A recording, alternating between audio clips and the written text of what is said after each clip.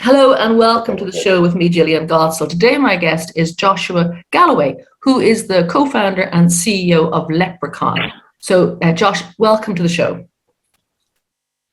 Thank you. It's nice to be here. So Lepricon kind of burst onto our scenes last year. Great Irish name, and doing amazing things, raised loads of money.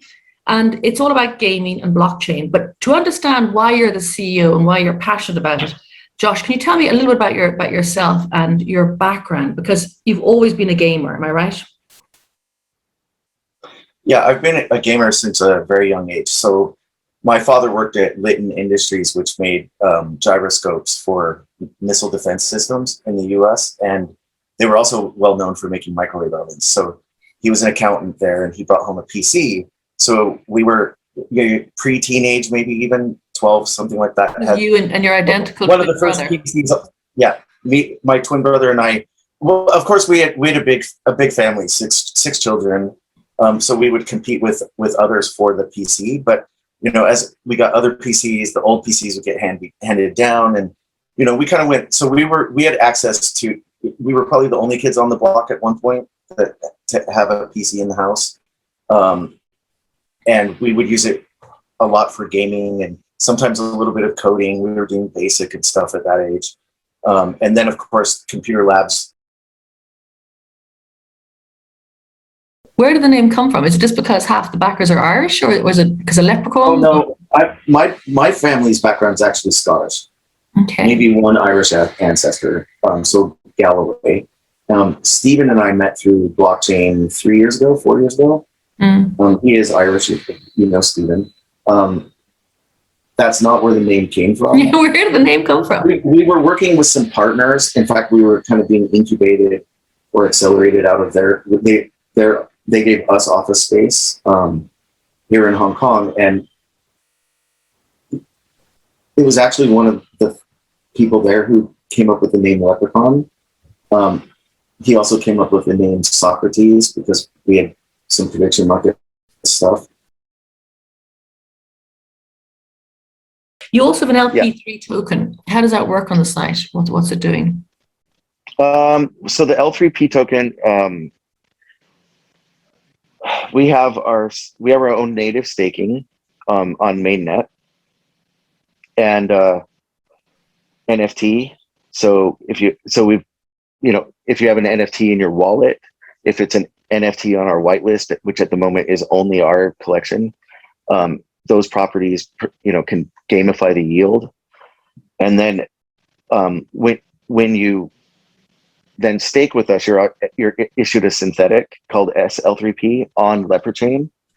And very soon, like when we start launching, starting with the arcade games, you can use L3P or SL3P to play those games.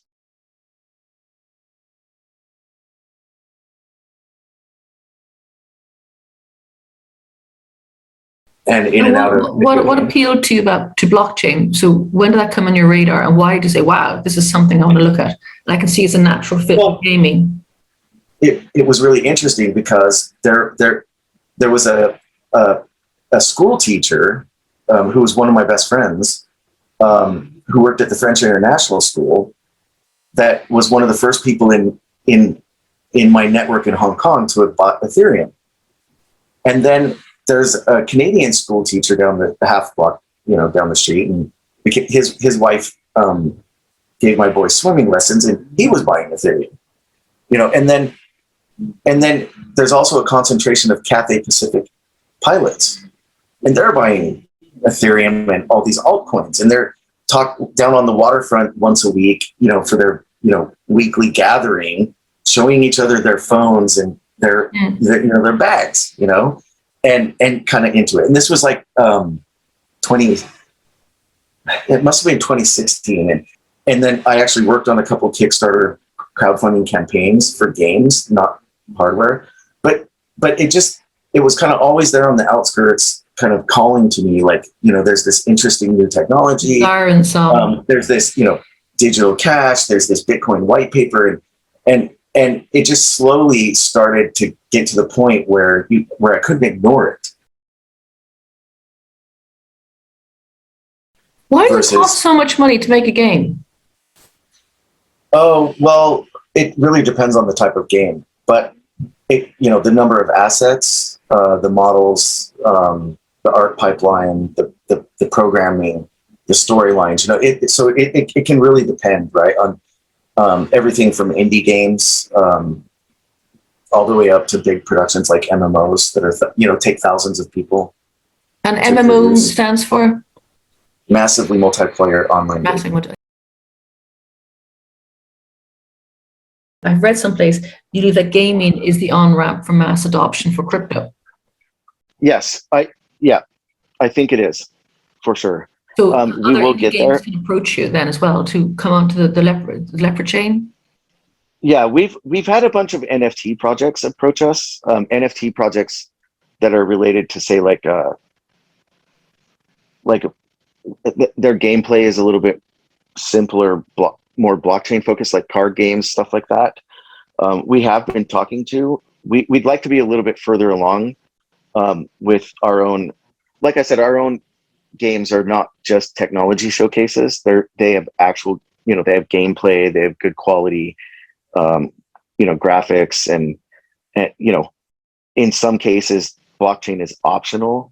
Right? We will provide opportunities to onboard you as a wallet and receive an NFT, for instance, that could then be traded for value outside of the game, without forcing you to do so, I guess, if that makes sense. So for the moment, the best place to find you is on Twitter, basically. And what is your handle on Twitter? I just use my personal name, Josh, at Joshua Galloway. At Josh Galloway. Yeah. Brilliant. Yeah. Joshua. Yeah. Joshua, beg your pardon, not Joshua. Yeah, Joshua Galloway. Perfect. And that's me pretty much everywhere except Instagram.